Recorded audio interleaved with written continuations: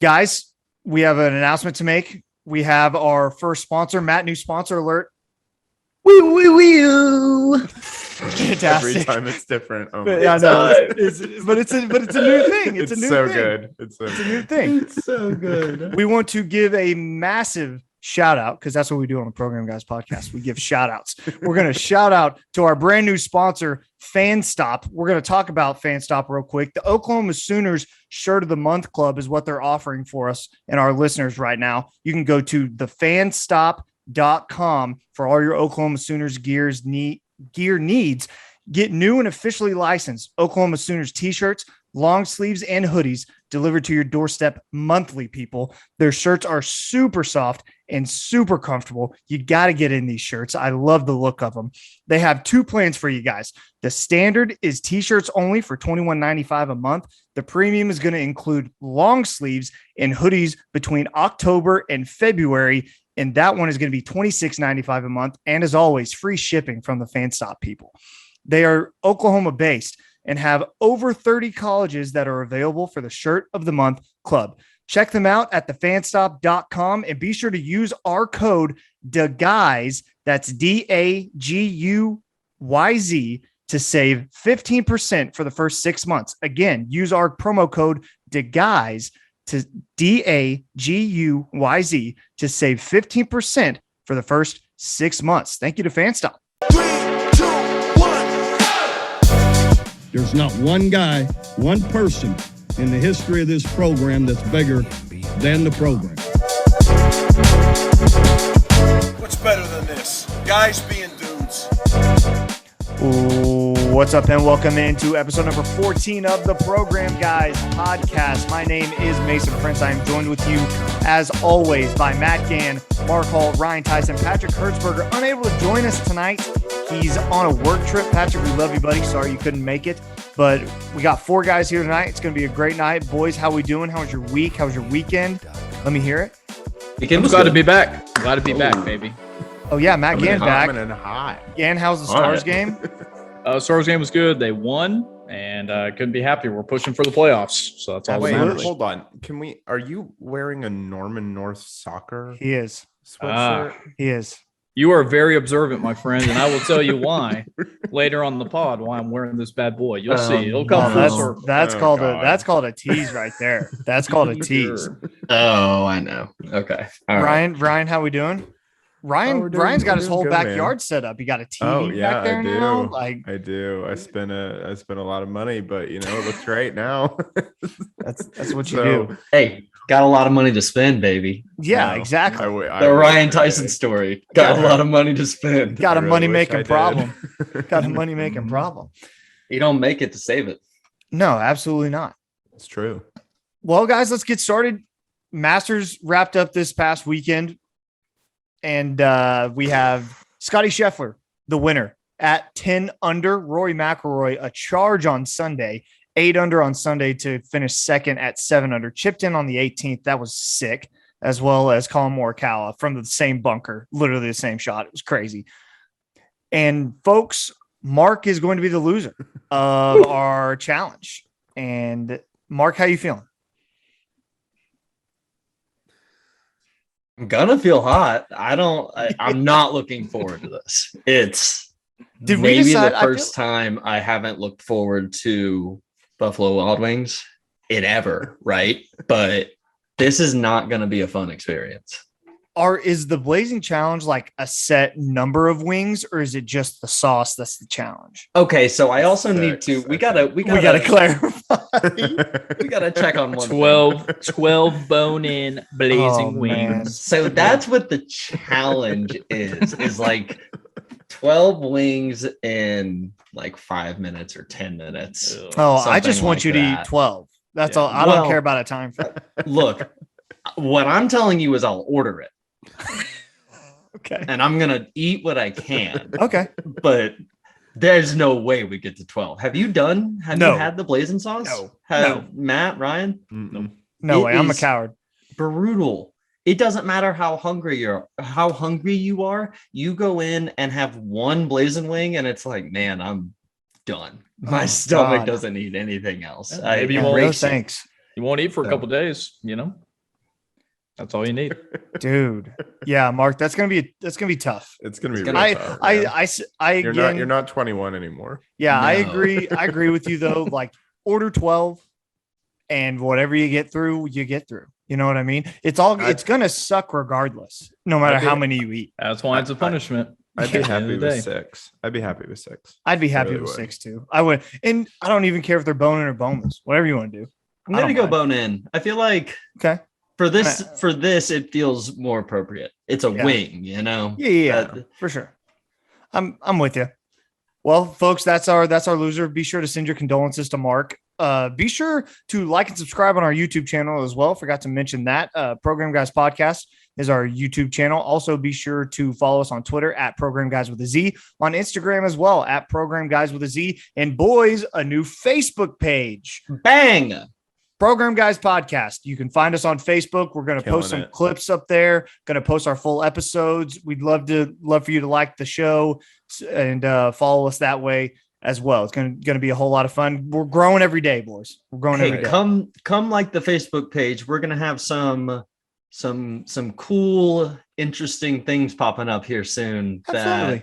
That the Facebook page is definitely going to be first to know about. So you should come like the Facebook page, follow us there, share us with your friends. Everyone needs to be a part of the program. We love it all. Got to So get with the program. get get with with the it. program. Before we move on, I do want to touch back on the Blazing Challenge. Yes. That will be happening this okay. Thursday evening. So Nice. if you're listening to this on, Are you Wednesday- going with him, Ryan? Oh yeah, You are? I'm Okay. going with him. I'm recording. Don't Good. worry, we'll have evidence. Nice. Maybe Well, we do it live on Do the it program live. guys We could. account. Good. We could go joint Go lives from Instagram and We'll Facebook. do joint. I live. like it. Lives. Look, love doing joint lives. I know We'll you talk do. about it. We'll talk about it. We'll figure something I out. know you Figure do. it out. Yeah. And before we leave the Masters topic, I think we got to give a little bit more credit to the winner, Scotty Scheffler, who played an incredible 4 days. I don't think that guy blinked the entire time, by the way. I don't think No. he ever got rattled. Even though he heard the roars from Rory ahead of him, sinking every putt on Sunday, that guy was cool as a cucumber the entire 4 days. Incredible. Until that 3-putt on 18. And that was that was pretty much it. But he looked great for 72 holes. Like you got the feeling from the jump that he was going to be the guy who won. And good on Scotty Scheffler. You know, he's the best golfer in the world right now, and he showed it. And Yeah, he he's looked hot. really good. He is hot.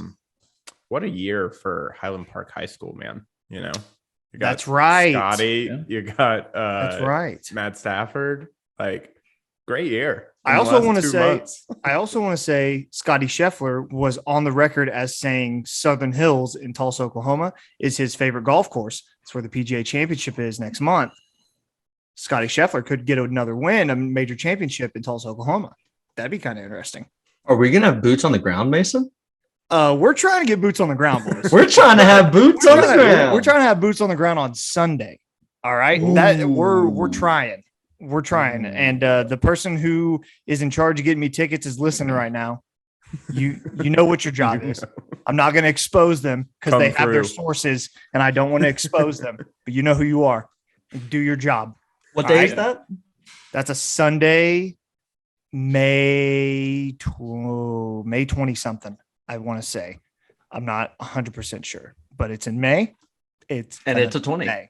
No, it's May 22nd. Sunday, May 22nd. Bang. I figured it out. My friend gets married the week before on the 14th. It's a Saturday. 8 days later, 22nd. There you go. Bam. Talk real quick about Tiger. Tiger finishes the tournament like 10 over. He was 1 under on Thursday, and that was absolutely electric. It was so amazing. I was texting the group. I was saying, if he finishes in the red on Thursday, that's a massive win. I think him just making the cut and being able to walk 72 holes, you got to consider it a win. It was a tough scene on Saturday and Sunday, watching him kind of fall apart like that. You don't like to see that, especially on Sunday when he finishes his round and he's noticeably limping. Like the dude can barely walk. It was just really good to see him out there again. And as a golf fan, it was fun to see Tiger there. He doesn't know if he's going to play the PGA Championship at Southern Hills. He said he's kind of iffy right now. So we'll see where he goes from there. Anybody? He did say he was going to play the British Open though, right?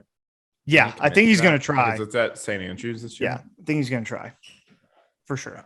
Yeah, I mean, he makes the game better. I mean, even on Sunday when he was completely out of the race, they still showed every single shot from his play that day. I mean, he just overall makes the game so much better. And just to give some comparison about what Scotty's doing right now too, he's won 4 out of the last 6 tournaments. He's won 4 times in the last 60 days. And we just have not seen that since Tiger in the early 2000s. So if we're talking about a guy who can maybe replicate, I don't think anyone can, do exactly what Tiger did, how dominant he was. But Scotty's proven that he's done it in the past month, right? And so only 4 people have won the Masters as number 1. Dustin Johnson did it in 2020, but Scotty Scheffler, he's young. He's 25. He looks like a 40-year-old man out there the way he plays, but he's on fire right now. So good for Tiger, good for Scotty. It was an overall good weekend for golf. We will say he's not a program guy, though. UT guy, horns down. Yeah. Can't have that. Mark? Yeah, just real fast. It was a striking difference seeing Tiger, his body's failing him, right? Mm-hmm. That's kind of what it is. Yeah. While all these young blood golfers who have worked on their physiques and worried about it and have that as a part of their game are, hitting the ball a billion yards. It's an interesting contrast between everything golf has been I've ever known and what it's going to have to be coming up. Yeah. Mm-hmm. And there were some parts, and this is the last thing, and then we can move on unless anybody else has something after this. So really, we won't move on if somebody else has something. But moving on. I'm a great host. I'm really good. I'm very, very passive. So you saw Tiger struggle, but he had classic Tiger moments. Like he had a shot on the 16 par 3 that went to within like 10 feet. It looked fantastic. He hit some massive putts for birdie. He drove the ball for the most part pretty well out of the tee box. His distance was okay. He wasn't, smacking it like he used to, but he had some signature moments that you would watch live and it would take you back to like 2005. You'd be like, that's the guy I watched. Like, that's him. He's still there. And the hope for everybody is that this 46-year-old man who's been through a million surgeries and a life-threatening procedure and a life-threatening car crash can get back to what he once was. A life-threatening golf club. Yeah. Never forget. It'd be amazing to see. And I think he has the ability to do it. I think he needs to get healthy. And I don't really know how long that will take because I don't know the severity of his leg trauma. I just don't know. So he was favoring the other one mightily. Yeah. Especially on Sunday. It was 14 months ago. Oh yeah. I mean, again, I just think, Mason, we can move on after I say this. I'm sorry for keeping us. You're fine. I just like reiterating kind of what you said earlier, making the cut at the Masters at Augusta, walking that course for 72 holes, which is notoriously difficult to walk. A lot of hills. I think that's super impressive. And I think that should give him, even if he did finish like toward the bottom of like the people who made the cut, I think it should give him confidence going forward that if he can come back from, 14 months after a almost fatal car crash and able to play 72 holes in the Masters, pretty impressive. Absolutely. NBA playoffs have officially started, boys. We're in the middle of playing games right now as we record, so we're not really going to talk about the playing games just because that's the way that radio and podcasting works. Bro, what about my Spurs? Go Spurs, go. Thank you. Go Spurs, go. Cleveland and Brooklyn playing tonight. The Clippers in Minnesota playing later on tonight as well, and I say tonight as in Tuesday night as we record. Wednesday, Charlotte and Atlanta are playing in Atlanta. San Antonio and New Orleans playing in New Orleans. That play-in tournament, I still don't really know how it works. I'm confused. And I thought I understood, and then I found out there were 4 games, and it's like, what? Hold on. Yeah. I thought today's games were the only games, and then it's wait, the Spurs? Yeah. I know. I think it's Just for didn't 7 know. and 8, right? It's like 7, 8, and 9 and 10. Yeah. Yeah, but 7, 8, 9, it's for 10. spots. It's for spots 7 and 8. So It's yeah, the dumbest thing. Why do Yeah. we play 82 games Yeah. if it actually just comes down to like a 2 out of 3 later? Yeah. Look, I Oh, yeah. agree, but my Spurs got in only because of the playing game, so they won't last very long. But good for So we'll as the NBA playoffs continue, we'll go ahead and break down matchups when we know the matchups. But right now, we're just not going to speculate about who's going to win what games and sound stupid on Wednesday when we come out with this. Gann wanted to talk about this. Frank Vogel fired as the Los Angeles Lakers head coach after a Mickey Mouse championship in the bubble, and now No, you're not real about that. I am. I'm very You're real. not real about Gann, that. Gann, do you think Frank Vogel's a scapegoat, or like everyone else, do you think LeBron's a fraud and built this roster to fail and Frank Vogel's a scapegoat? What do you think? Yeah, I think it's a little bit of Frank Vogel just being the scapegoat. Like, no one's going to blame it on LeBron at the end of the day. I mean, he's one of the greatest to ever play. Now, Mark might have a different opinion, so I can't wait to hear this. But the team around him just isn't that great. They gave away a lot of talent just to pick up Russell Westbrook. And listen, I'm a huge Oklahoma City fan. Who do you think? Absolutely. Okay, yeah.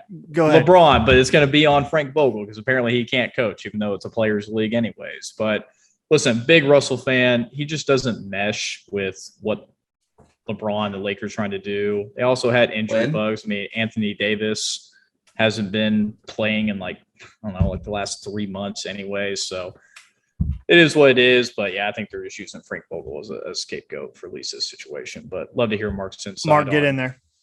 Well, it's just every team LeBron goes to, he's the general manager. Russell Westbrook is on the team because of LeBron James. The championship that they won legitimately in the bubble, that roster was full of strong, defensive-minded players that would go out and get their job done on that side of the court, while LeBron and AD could go and wreck shop on the offensive side of the court. In the offseason since then, they've tried to consolidate those guys into a star to carry on with AD in some sort of way while LeBron takes a step back. And that turned into Russell Westbrook. I'm sorry, there's no way that was ever going to work. That was a crazy call. And that's LeBron James's call. Rob Pelinka doesn't pull the trigger if LeBron isn't like, yeah, pull the trigger.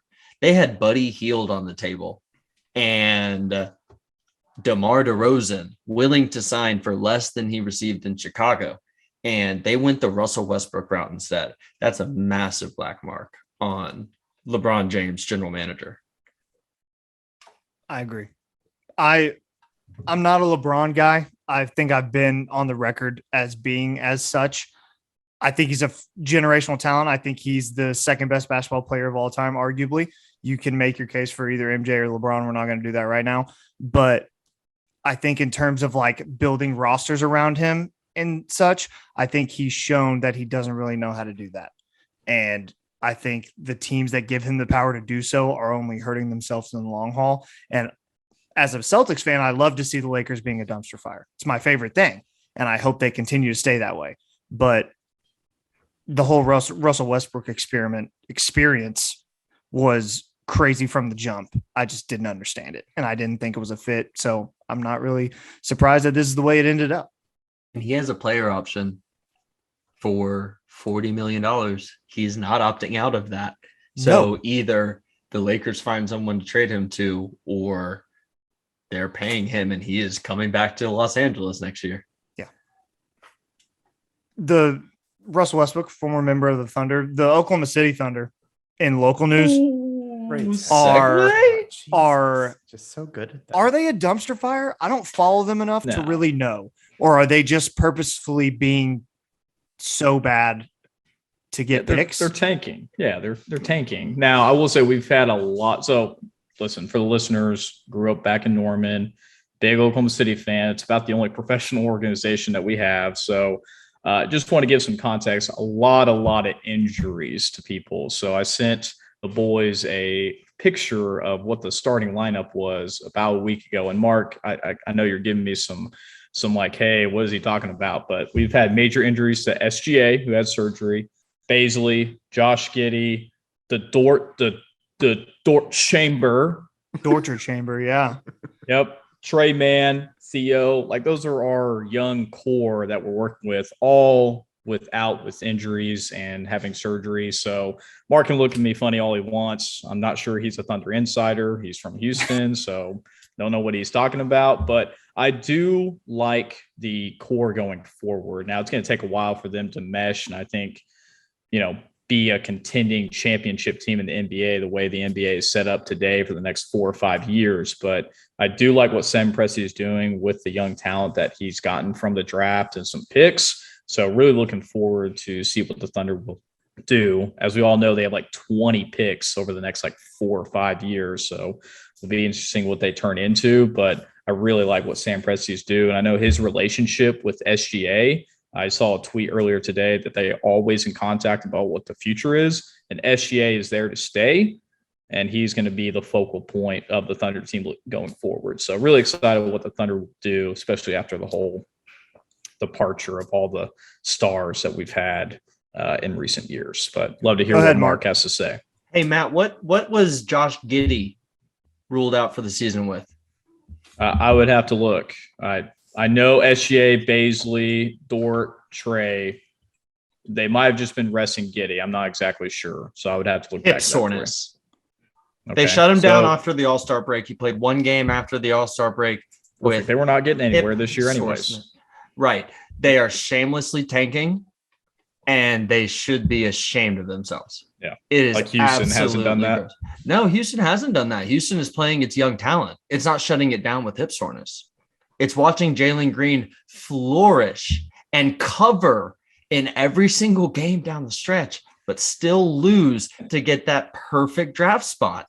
We're a much better example of how to reboot and restart than the Oklahoma City Thunder are. You have the Thunder have so many picks in their war chest, it works against them. Why do you think they couldn't move up last year? They wanted Evan Mobley. The problem is anyone can go to Sam Presti and say, oh, yeah, give me 3 more picks. I know you have them. This isn't working the way that the Thunder want it to, and that's why they're not playing any of their guys. Poku was a first-round pick 2 years ago. He got shut down too. Baisley is getting shut down. SGA is great. SGA is great. I got nothing bad to say about him. He's a star. But this ain't it. Meanwhile, just to brag a little bit, Houston's got Jalen Green, ought to be a first-team all-rookie, will be leading the league in scoring one day. Alperen Şengün actually got the pick for that from the Thunder. Couldn't he have been great under the basket in Oklahoma City? Nah, we need more picks. Let's push it down the road. Let's kick the can. Yeah, but this team is not. Give me the future all-star big man. This team is not built for winning. Picks. Dude, this team is not built for winning. It's never going to be built for winnings at this rate, because every time you have a chance to take talent, you kick the can down the road. Listen, for a small market team such as Oklahoma City to have the players it did and to try to turn around and rebuild is something unheard of. I think in any organization, we're talking about 10 all-stars that have gone through a small market team like Oklahoma City. You want to go through the number of the number of all-stars have gone through, come and gone. I mean, it's incredible. I think what Sam Presti's done. Listen, we have to deal with what we have. We have a lot of young players, a lot of talent. 4 or 5 years down the road, I bet we are way better off than one person in Jalen Green. So I would take the Thunder 4 or 5 years, way more than what the Houston Rockets. Did y'all notice he didn't address anything I said? Okay, what do you mean? People were out for injuries. We need to move on. We need to move on. We need to move on before Mark and I hope next year. I hope next year, for the love of God, we get a Rockets Thunder series, because I bet the Thunder have more wins next year. That would be electric. Moving on to some OU men's basketball news. I know it's April and we're talking about OU men's basketball, but some massive news from Porter Moser's squad. Elijah Harkless enters the transfer portal. That was a weird little bombshell that kind of came out kind of out of nowhere. He's going to be a grad transfer, so he'll be immediately eligible for a new team. Anybody have any idea why he would want to enter the transfer portal right now? I mean, I don't really have a great reason. My thought process, though, is still like Porter's in there trying to change a culture, and it takes a long time to do that. I think, what we've seen with, like, we're going to talk about football here in a minute, but what we've seen with BV and what he's able to do, or at least optically what we've seen, like, is not normal. It's not normal for a new coach to come in and just be able to completely change a culture right up front and not have like turnover. It's basically like a new CEO coming into a company, right? Yeah. So, I mean, I'm shocked by this one. I don't understand it. Maybe he saw how successful Manic has been and some of the other transfers that we've had, and he was like, I want a piece of that. I don't know, but I still trust Porter, and I trust that give him a few years and he'll have basically the team that he needs and that he wants. Gann, thoughts? Yeah, I mean, I was a little bit surprised. I think he fits right into what Poser or what he wants in a player. Someone who plays really good defense, works hard on both ends of the floor. So I thought he fit right into the system. So I'm a little taken back. Maybe he's just trying to weigh his options. I feel like that's what the transfer portal is going to be used for years to come, is just to weigh your options. And like Ryan said, we had Manic, we had McGusty, who played really well for the U and in the ACC. And then we also had Devin Harmon go to Oregon. All played incredibly well after leaving OU. So maybe he's just trying to dip his toe in the water and see what opportunity is out there for him. It'll be Mark. Do you have anything? Go ahead. Yeah, I think when these guys enter the portal, they don't often come back. And I think it'll be interesting to see where he comes or where he goes. I mean, if it's somewhere like Kentucky or Duke or something like that, you can't blame a guy for that. That's an absolutely vertical up move. If it's, I don't know, pick your Michigan, whatever. I see that more laterally. That would be a little tougher for me. But, kids got their reasons. I don't know. Yeah. I think that OU and Porter Moser are going to need to follow the plan that Lon Kruger put in place with the Buddy Hield, Jordan Woodard, Isaiah. Oh my God. Cousins? Jeez. Frank Booker. Dude. Yeah. That team was built on older players, and that he's just going to have to get his guys in and get them groomed the way he wants. I know that in the era that we live in, it's transfers and it's 5 stars, but I legit think at a place like Oklahoma, that's not a blue blood for college basketball. That's just the way he's going to have to build it. And I think he understands that. And I think they'll get there eventually, but this is kind of a big shot. You don't want to lose that kind of experience to your second year in. You don't want that. I'm not shook at all about the Porter Moser future. Not a bit by this. I definitely believe in Porter Moser. It makes next year tougher, but that's that's not his fault. That's just what it is. Yeah. On the OU football front, spring game is a week and a half away. Next Saturday, April 23rd. Brent Venables wants you all there. He called us all out at his press conference. Wants the fans there. I'm going to try to go. I'm going to try to boots on the ground, mainly because I want to see Baker Mayfield and his statue, but also because I want to support BV. I want to support that team, and I get where he's coming from. I really did. You see Texas A&M spring game, by the way? That pathetic crowd. Yeah. That stadium holds 100,000. They had maybe 20 there. Yeah. It's a joke. Imagine making $120,000 to come to this school, and they don't even fill the stand for the spring game. I don't know if OU will sell out Gaylord Family Oklahoma Memorial Stadium, but I think they'll have at least 60. I think they could bring 60 in. And that's what I'm curious about, because usually they don't open the top bowl for spring games, and I think the bottom bowl caps at 60. So I'm curious. I think they're going to have to open I think to put their money where their mouth is, they're going to have to open everything and just say, look, this is what we're doing. Matt, do you have something? You look like you want to jump in. No, I'm sad that the other half of the boys, we planned a trip on the same weekend. I not know. not knowing the spring game was going to be that weekend. It would have been a good opportunity for all of us to get together, obviously to see the unveiling of Baker's statue. And like you said, BV's calling people out. So I just wanted to see what the crowd would actually be, the turnout, which I think is going to be a good response. The spring game, has never been very important in the past. So hopefully it's a big turnout. I think a good bar to maybe set in fans' mind is remember the year after the Sugar Bowl, Trevor Knight's Sugar Bowl, how many fans were there for that spring game. It was a good amount. I think that's a safe assumption. I think you'll probably get the same amount. Mark, I think I interrupted you. Go ahead. No, you didn't. It's something that I actually worry about a little bit. Just are people going to roll out for the spring game, knowing that it's a competition among yourselves?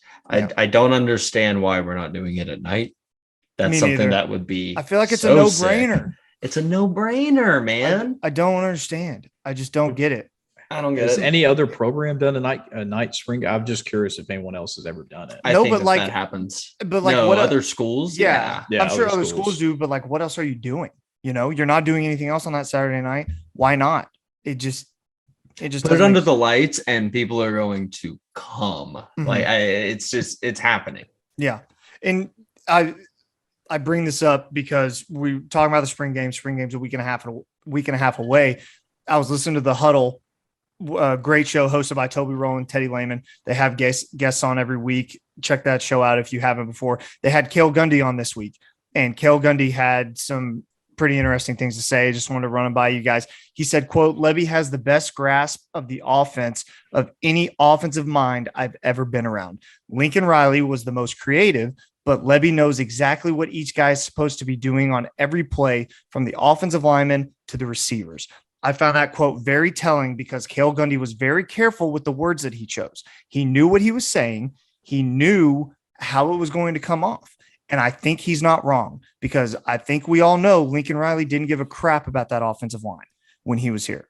And Jeff Levy, being a former offensive lineman himself, knowing the offense, his offense as well as he does, I think is massive. I think it's a huge thing that OU fans need to be excited about. I agree. I think it's really interesting. Lincoln was the most creative, but Levy knows exactly what each guy's supposed to be doing. See, that makes me think maybe we're not going to get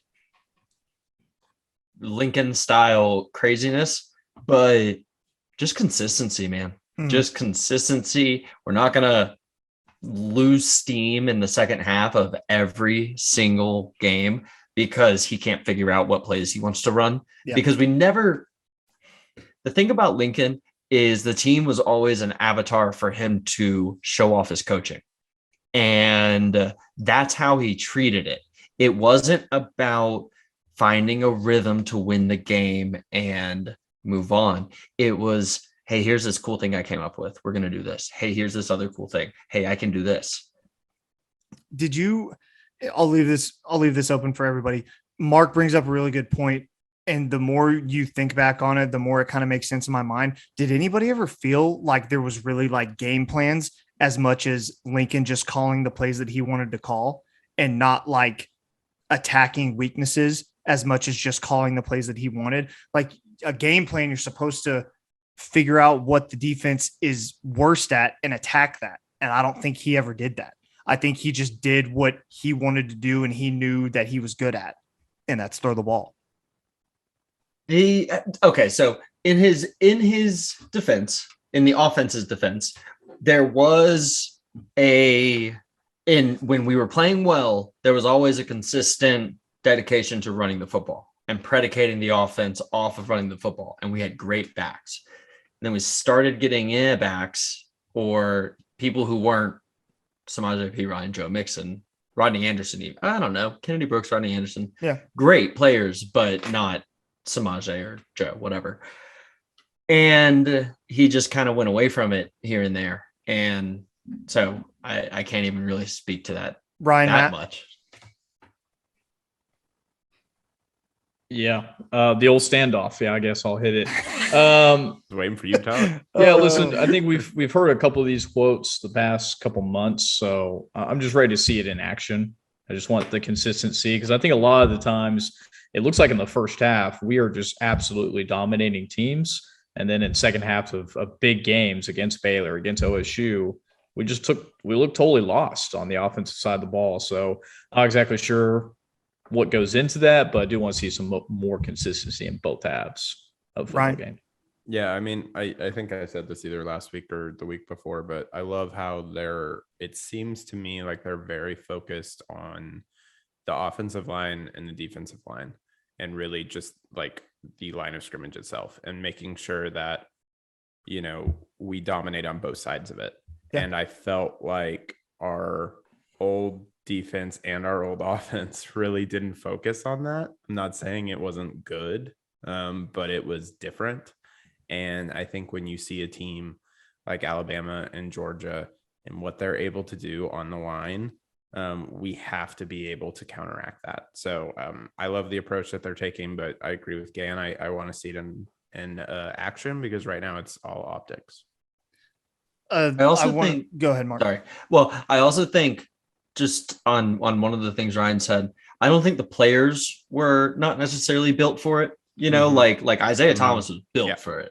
Perrion Winfrey is built for it, but Alex Grinch has them slanting all different directions during every play instead of allowing them to own a gap and run their man off the ball. Right. So just one thing that I thought about while you were saying that, that's all, is we've had some guys, but coaches have put them in weird positions. Yeah. Cale Gundy also mentioned that no one on the field, offense or defense, has a complete grasp on anything yet. And I think that's very telling. And I think fans need to know that before going into the spring game, expecting to see, the Jeff Levy show or the Brent Venables dominating defense. I think people need to understand that these kids are still learning and they're still trying to figure out the concepts of everything. And even the coaching staff is admitting on television, they're saying not everyone knows what they're doing yet. And that's really okay. And that's what this spring game is going to be about. Also, he mentioned Oklahoma. Cale Gundy is a guy who's an OU lifer. He's been here forever, played here, coached here for a long time. For those who don't know, Oklahoma football is in as good of a place as we've ever been in my entire time here as a coach or player, end quote. That's a big statement from a guy in Cale Gundy who's been around in the 80s or in the 90s, who's been around for the Bob Stoops era, who's around for Lincoln Riley and went to college football playoffs. And now we're here. That's a massive statement from a guy who his words mean a lot. So I think that's exciting. And he's mindful of things like that when he speaks. He knows the air that he breathes when he walks into those buildings, right? He's a guy who's coached every position on the offensive side of the ball. Like, he's one of the more knowledgeable guys on the team, on the staff. So when he speaks and he tells you something, you better believe that it's a fact. Like, he's not joking. Yeah. Anybody else?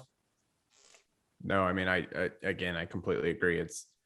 But again, it's optics, right? He's not going to go out there and not, like, he might just not say anything. So it's nice that he's saying something. You're right. But they got to show it. They got to show it in September. And I think they will. There was a cool, go ahead, Mark. No, you go. I talk too much. There was a cool moment during like media availability, maybe last week or earlier this week, about the defensive line transfer. Which guy was it who was talking about it? Brent or it was, or was it offensive lineman? Who was it? What's his name? Whatever recruit it was. This is great content, guys. I know, dude. I didn't have it prepared. Yes, you're correct. I don't even know the quote you're talking about. Well, Brent Venables was curling in a gym on a FaceTime call while recruiting. Yeah. Incredible. And that's the most alpha thing I've ever heard. It's just fantastic. It was in a hotel, right? It was in a hotel. It was in a hotel gym. Amazing. Fantastic. Grind don't stop, baby. Whether you're in the gym, whatever it is. That's right. Recruiting never stops. We love to see it. Dude, it really love it so much. I love it. It's just so wholesomely, perfectly dedicated to this. Matt, if you were a coach right now and you were recruiting us, what would you do to get us to sign with Norman North? With Norman North? Well, that's a high school. But well, no, just pretend it's a college. Oh, well, We're high school stars and you're buying our services. Yeah. Yeah, I mean, I would tell them how great I was back in the day, and then I would let them know what kind of historic program that we've established, the players that have come through there. Just to name a couple, myself, and I coach the team. So what more do you want? Well, first I'd make it about me. Yeah. First And off. then I would tell them about Secondly, all make I've it done about here. Speaking of making it about Matt Gann, we're back to Real Circle fast. the Wagon. Oh, Real fast. Mark, I every gotta time. get one Go, in, man. do I it. gotta get one in. Do it. Whenever Jeff Levy eventually, inevitably gets his head coaching job, I think yeah. it'd be cool to see Kale get that OC job. It would I be. think Does he he's- want it? I don't know. I don't know. But now that Brent has been around him for a bit, by the time it happens, I think that would be cool because you're right. He is a lifer. Yeah. That'd be super dope. Matt Gann just disappeared. He'll be back in a second, I assume. And what we're here to circle the wagons, and we can't because Matt's gone. Hey, He why disappeared. don't we circle back to the wagon? We're gonna circle back, and we're gonna skip ahead to Ryan's must watch of the week. It's everybody's favorite segment. We're Bang. back with it We're after back. after a week After off. A week Biggity off, back. guys. A week off. We're back, and we're back with a movie this time. I've been giving you all lots of TV, and I'm ready. I'm back with a movie, and I'm back with one that you can only see in theaters. So I know it's a little harder to access, but I'm going to talk about this because this is my favorite movie I've seen this year. It's incredible, it's exciting, and it's called Everything Everywhere All at Once. And so where you watch this, you watch it in theaters, just like I talked about. Who directed it? The Daniels. It's just directed by Daniels. And what that is it's two guys, both named Daniel. One is Daniel Kwan, one is Daniel Scheinert. And they just basically combined to be Daniels. They've done I don't like it. I don't like it. I don't like it. I don't like it. Why don't you like it? I like it. It's so lame. It's so lame. It's dude. If I had a buddy named Mark and I was like, hey, me and my buddy, we're just start calling us Marks. That's not cool. That's not cool. Guys, I think it's kind of cool. I'm sure you do. That's why we're here. Am I just like lame or something? Is that like you said it? I'm not getting into that. But I don't think you're lame, Ryan, at all. I don't think you're lame. Is super lame. I don't think you're lame. I think you actively choose lame things sometimes, but I don't think you as a person are lame. This is lame. Well, okay, all right. Well, the movie's not lame. Maybe I should just quit my segment right now. No, I'm getting abused. No. I watched the trailer and I really like this, and I need to stop interrupting you. Continue. I the trailer. My commentary was more on the name Daniels than I agree. Anything. You're doing great. Your brother's name is Daniel. It is, and like he's just one. Is this why? Is that the problem? No, he's great, but if he had a buddy named Daniel and he was just like, yeah, call us Daniels, that's bad. Okay. All right. So we're gonna keep going. So this movie is starring Michelle Yeoh, Stephanie Sue, Jamie Lee Curtis, and James Hong. You probably know Jamie Lee Curtis and Michelle Yeoh. The other two, go ahead. What is Michelle Yeoh in? That's what I wanted to ask. What would I know? Rich Asians, Crouching Tiger, Hidden Dragon. Crazy Rich Asians, Shang-Chi. Yeah, she was in Shang-Chi. That's the one. She's a legend in like martial arts movies and stuff, but she's never been really given like a role like this. So that's one of the really great things about this movie is she's a 59-year-old, actress of color, and it's pretty incredible to be able to give her this starring role when she's never really had that before and show off like what she can do. I'll talk enough about her when I get to the good stuff, but I'm going to go through the plot here. So I'm just going to read this directly the way it is. And because I pulled this from, I believe, a source on the internet, and it explains it a lot better than I can, because this movie, no lie, is confusing. So when an interdimensional rupture unravels reality, an unlikely hero must channel her newfound powers to fight bizarre and bewildering dangers from the multiverse as the fate of the world hangs in the balance. The way that I describe this is it's basically the Marvel multiverse on steroids. And I mean that in like the best possible way, because I think there's been, I'm very interested to see what Marvel does with their multiverse and how they are able to handle it.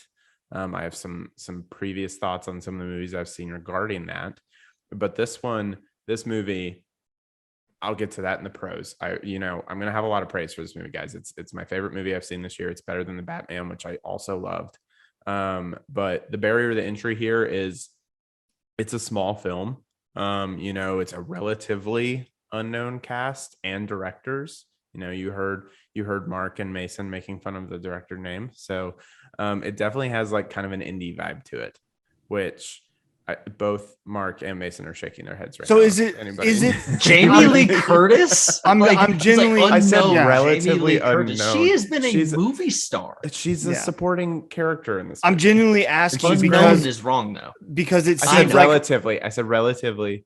Jamie Lee Curtis is not relatively unknown. I'll hang up and take my call off the air. Thanks. So you said it's got an indie vibe, but like if it's a multiverse movie, is there like a lot of special effects and stuff? Like then it like has to have some sort of budget. You know what I mean? It does have a budget, but it's not. They use a lot of like practical costumes and things along those lines. And there's some like CGI and things like that, but a lot of practical effects too. So barrier, that's kind of the barrier to entry, right? I think that also it's, if people see this and they're not into like sci-fi and things like that, like if Patrick was on this, he would be like, that's not real. I don't want to see that. That would be another barrier to entry, but I want to talk about the pros. This movie is so original. And that's what I love so much about it, is because they don't really make original films like this anymore. They just don't, because people do not go and see them. They don't make the money. Everything that makes the money at the movie theaters is existing IP. People don't go see these films anymore. And this one is so much fun, and just it's so well directed, so well acted, and it's also just like very logistically like makes sense in the long run. It's emotional, it's funny as hell. It's got like, it hits all the beats that you're looking for when you like sit down in a movie theater, you shut your phone off, the lights go out, and you zone in on something for 2 hours, a little over 2 hours. And it hits all those emotional beats as you're going. Ultimately, this is like a family movie. It's a movie about an Asian American family and how they deal with the struggles of everyday life, right? That at the end of the day is what this movie is about. But the way they go about telling that story is so fascinating and so interesting. And to me, it's a better multiverse than Marvel, at least logistically speaking. You'll see if you watch it kind of how they approach the multiverse side of it, but it's fascinating, it's funny, it's ridiculous, and they lean into how absurd it can be in certain situations. And I think that makes the movie better. And it's super emotional. I mean, there was a part toward the end that I was getting really emotional. I almost started crying. I didn't, but I almost started crying. Wow. And I think, Michelle Yeoh and especially like her and Stephanie Sue are just magnetic. They're the main relationship in the film for a reason. And they, it took Hollywood this long to give Michelle Yeoh her starring role. And she's absolutely incredible and she nails it. So I hope that, this was produced by A24, which is a big indie producer and distributor of movies. And I hope they push this thing at next year's Oscars, because it's fascinating and incredible and everything I want in a movie. So go see it. Go support. I'll watch the movie, won't watch the Oscars. Can I ask That's a question about A24? Yes. How are they still an indie like producer? I feel like they've been around for so long that like how is that still a thing? And he said A24, and I was like, I know them. I see. Yeah, they've had movies coming out for years. They've done TV shows. It's like the selection of movies, right? Okay, so it's just a genre thing. it's not necessarily like resources, because A24 is big enough to have quite a bit of resources. But like, for example, Mark, a movie that you absolutely loved, Midsommar, is an A24 film. I didn't. Spoiler. Spoiler. You hated that movie. But I know that like there was a Jonah Hill did a movie with them, and I think that they do the TV show with him and Emma Stone. Yeah, on Netflix. I think that I don't know if they did, but I don't know if they did. Either way, I've recognized A24 a lot, and yeah, they did they've done The Green Knight last year, which was really, really great with Dev Patel. I heard that was good. Another weird one. Like, they're all just kind of strange. Everything A24 does is they take on a lot of like creative directors who are trying to make their weird vision, put it on screen and make it make sense. And they're very selective with who they pick. So I think usually they're kind of, if you see an A24 logo before the trailer, it's like, okay, this is probably going to be pretty good, in my opinion. So they usually get it right. Everyone has misses here and there, but Midsommar. That's not a miss. Not a miss. Great We're movie. Not doing this. We're not doing this. Matt Gans, save me from this A24 madness. Let's circle the WaGanns, please. Yeah. Speaking of A24, yeah. Speaking of A24 crushing it. Yeah. Speaking of that studio crushing it, let me tell you about who else is crushing it around the OU programs. I know, Mason. I had to bring it back. You had a great segue, and then Mark just totally you crushed it, Matt. I'm proud of you. Thank you. So I wasn't here last week, so I had some people fill in for me. So I appreciate you guys doing that. I do want to give a quick update on a couple different programs that's going on. Some big events happening this weekend. And hopefully, if you're in Norman, we need some boots on the ground. So one of the biggest things going on is the OU Men's National Championship, which I know the boys mentioned this weekend or last week on the pod. We got to mention again. It's going to be in Norman. It's going to be wild. They're number 2. They're facing Stanford, Michigan, Nebraska, and I think 5 other teams, and they're going to compete for a national title in Norman. So if you're there, go for it. Now, what's stretchy boys. Stretchy boys. Stretchy boys. Love it. Now, the other event going on in Norman on Saturday is OU women's tennis. Currently number 2. They recently beat Iowa State, who's ranked number 26, 5 matches to 2.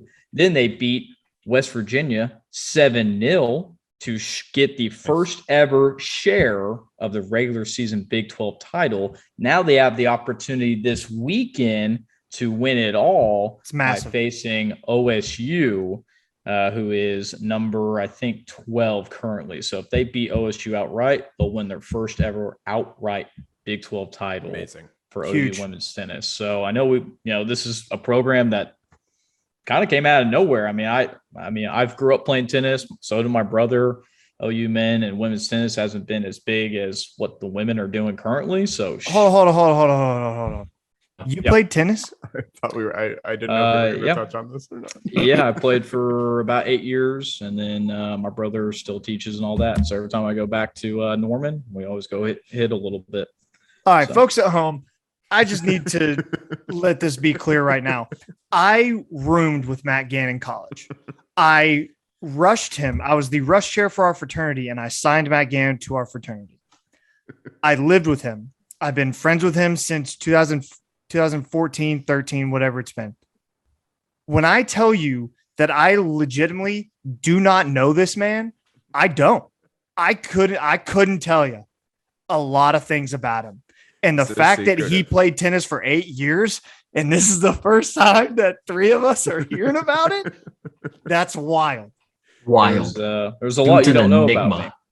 Yeah, a lot you don't know about me. Yeah, I think that's a problem. There's no good reason for that, man. There's no good reason for that. You don't got to be a character all the time. You just got to ask more open-ended questions, I guess. We do, and then you never answer the question. You're the worst. You're the worst. Hey, what youth sports did you play, Matt? Just have conversations with us. Yeah. No, 100%. All right, go continue. Of course. OU women's tennis, 100%. big matchup. So if you're a Norman, you can go to both. I think they play at 4:00. And then the men's championship is over a couple of days. So hopefully you guys can make it to both of those events and cheer on both those programs this weekend. The other thing going on is OU Women's Gym. They're going to be competing for the title this weekend in Fort Worth. So I know we have some people down here. So maybe that's something that maybe Mark, Ryan, I don't know if you guys are busy this week, what you guys are doing, but head on over to Fort Worth, see our women who are number one, take on some really good teams as well as they compete for hopefully another national title as well. Now, I do want to give a quick Masters update. I know we talked about it earlier in the segment.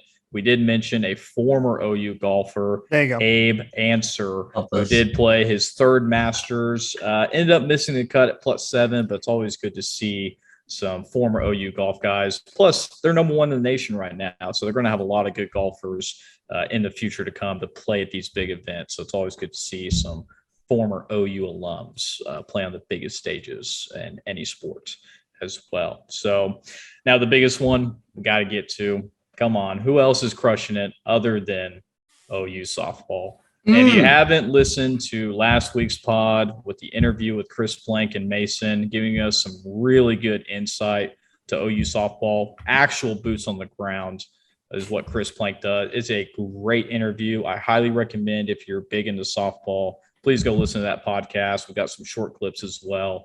He's got just some great commentation on what's going on currently with this team. Give a quick update. 36-0. 30 wins via run rule, which is winning by 8+ runs by the 5th or 6th inning. Crazy. 354 runs, 27 allowed. And I know you're thinking to yourself, Matt, will you do some math for me? I already did. That's a 13-1 ratio. Every 13 runs we score, we give up 1 run. That is absolutely bonkers. Bonkers. Yeah, there you go. 100 home runs, 21 shutouts, currently on a 38-game win streak. And we always talk about Alo, but the whole team itself is absolutely crushing some balls. So Alo has 21 home runs, currently sitting at 109 all time. That's only going to continue to get higher. But we also have 3 other girls who are in double-digit figures in home runs. Grace Lyons, 17, Tara Jennings at 16, and Elam at 11 home runs. 4 girls that already have double-digit home runs, and it's only going to continue as the season progresses. Now, their next series is a big one. It's a Red River shootout against Texas. They got a 3-game series coming up this weekend. I know Chris mentioned it in the interview that Texas was one of those teams to look out for, so it should be some great games coming up this weekend. But that is my wagon segments coming on here today. So Great glad job. to be back. Glad to circle them wagons once again. Glad to have you back, Matt. Man, that was so much better than Mark and I did last week. Yeah. You guys crushed it. Good job. No, you guys did great. I thought you did very good. Yeah. But that was what it's supposed to sound like. Yeah. He's good at this. He's got this down. Yeah. I still can't get over you played tennis. I It's still can't killing get. It eats me alive. Any other secrets you want to tell us again? Yeah. We'll save it for later. Play Yeah. T-ball too, but yeah. Played what? Played T-ball? Yeah. What you said? No, did you play T-ball for 8 years? Then I don't care. No. Okay, exactly. Do you think T-ball needed The Just T-ball like- needed like separation. that the Eight, thing? like folks, think about it. 8 years of your life, you did something. You did it and you played it and it was something you were passionate about. To just never mention it, that's Okay, a hold wild thing to me. Hold on. You've known Hold Matt on. Gann 8 years, Mason. Did you know? That's how long it is Mason, that did he you- played tennis. Yeah, Ryan. Did you know I swam for like 10 years? 10? Oh, I knew you swam, but 10 years? Yeah, I think so. If you add it Did all you together, get up for that? Yeah, Like early in high school and stuff? It was early high school that I stopped doing it, but I did it like competitively when I was a kid too. Oh, well, we're just Okay, learning all sorts pause. of stuff tonight, huh? All right. We need to air this out now. Ryan swam, Matt played tennis. Mark, you were just football and basketball, right? So I played like 2 years of youth basketball, and I did the piano for a few years, and I did karate for a few years, but basically everything would just led me to football. And that was the only thing that stuck. Okay. I wasn't any fun. I was football. That's literally all I was. And that's it. I mean, when I was younger, when I was younger, I played different sports or whatever. But like in high school and like middle school, it was just football. That's all. Well, hold on. Okay, Gam, when did you stop playing tennis? Right before high school. Why? Both sports were in the spring, so I had to choose between tennis. Yeah, my brother played for high school for Norman North, which I'm about to talk about why I'm wearing this here in a second. But yeah, I had to decide, and soccer I was way better at. So way to mention it again. Let's move on to our PGP MVPs of the week. Remind us, folks, to ask Patrick what he did in high school that we won't know about, because I'm sure there's something. There's something that he did that he used to dress up like he guys. Yeah, you guys went to high school together. I forgot about that. Man. It was like he was dressing up for the first day of rush every day. That's what it was. Oh, Patrick. Fratty Patty for life. Fratty Patty, man. The pastel colors, huh? Throwing on the Vineyard Vines collared shirt for breakfast at Delt. Dude, just because. Just amazing. Love it. He's a character, man. All right, we're moving on to our PGP MVPs of the week. I'm gonna go ahead and get us started this week. I feel like I always go like last or something, so I'm gonna start us off this week. Mine is, guys, the entire cast of Jackass. I watched the new Jackass Forever movie last night, and something that people may or may not know about me, I'm not a private laugher. Like when I'm alone, I don't really laugh at stuff. Like I can watch the funniest movie I've ever seen and I just don't laugh. I'm just because I don't know why, I just don't. I was alone in my house watching it at 9:00 at night, 9:30. I was in physical tears. I could not breathe. I don't know what it is about those Jackass movies, but they crush me every time. They're so funny. They're so stupid. And I can just shut my brain off and watch it for an hour and a half and cry laughing. I haven't seen the first ones in so long, and I want to see the new one. Dude. So I want to like have a marathon. Dude, the new ones, 2, you might lose some brain cells, and then this one. The new ones are amazing because like they're obviously old, like they're old men, and they're getting in rings with bulls and lighting stuff on fire. It's freaking crazy. It's the funniest. Feels like I got a grandkid. It's so good, dude. It's so good. Like the whole Johnny Knoxville dressing as a grandpa bit that they used to do. Like he could just be himself now, and people would be like, "Are you okay?" And like just put a wig on him. Yeah. And, a walker. So yeah, those are my MVPs of the week. Steve-O, Johnny Knoxville, Danger Aaron. All those guys, literally hysterical. Should we do Patrick's? I think. Yeah, do Patrick's. Go ahead, Mark. Do Patrick's. I don't know how to say. All right. Well, I'll get it. Yeah, Villarreal beat Munich today or on Tuesday in the Champions League to officially move on in the next round. They beat them on aggregate, like 2-1 by aggregate, and they're moving on to the next round of the Champions League, which is the semifinals. Bayern Munich is Patrick's team, so they are out of the Champions League, and that's tough to see. You hate to see it. His text about it was so great. It was like, yeah, I'm really surprised that Bayern lost, but not really though. Such a Patrick. He's just, he's dealing with grief in a different way. Oh, he's so good. All right, Ryan. Yeah. Okay. So mine's a little strange, but I got to give the MVP to the reality show department of Netflix. And why I say this is because Netflix has been popping out some reality TV shows that are terrible, but at the same time, I can't stop watching them. And so Love is Blind season 2 just came out. If you guys remember, the first season of Love is Blind came out during the pandemic, like right when it started. So everyone was watching that. But season 2 just came out. It's trashy. It's great. It's ridiculous. They have a new one out that just came out this past week called The Ultimatum, where basically makes me hate people. These couples give their significant others an ultimatum, and then they come together and they bring in 5-6 couples who've given ultimatums, and then they like live with other people and date other people as they're living together for 3 weeks. And it's bonkers. Like, I don't understand why someone would do this. Shout out. I also I have to give so much credit to these people who are coming up with these ideas, because I'm watching this shit. Like, I'm watching it and I'm fascinated. I'm fascinated with these social experiments that they've decided to do. And that's how they get me. And so I just got to give credit to that whole department, because I think they're doing something really, really well. Yeah, I think that you said a key word there that like makes the most sense about it. It literally is an experiment. And yeah. I've seen Love is Blind, and they call it an experiment, so they're not hiding anything. No. But it's hysterical that these people are literally guinea pigs, and we're just watching them. Yeah, like these are their lives, and we're just like LOL. Is this ethical? That's another question. But that's not for me to decide. They sign probably a bunch of waivers that say, hey, you're going to be on camera and we can edit it no matter what you do. Yeah. So, it's choice.